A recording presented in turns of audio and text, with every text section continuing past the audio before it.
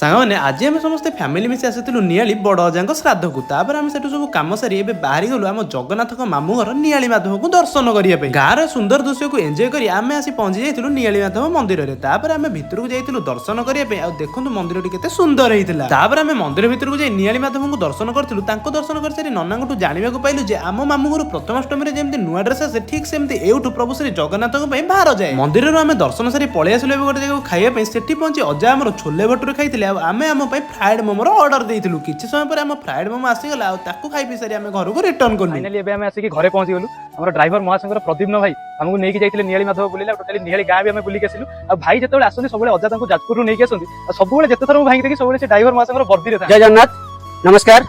आमर जाजपुर जिला रसुलपुर ब्लॉक रो ओडिशा ड्राइवर महासंघ मु रसुलपुर ब्लॉक रो कोषाधिकारी दायित्व अछि। मु जाजपुर आसी भाई घर को ये भाई आम नियाली माधव जाइतिलु। नियाली गाँ भी बुलिक आसिलु।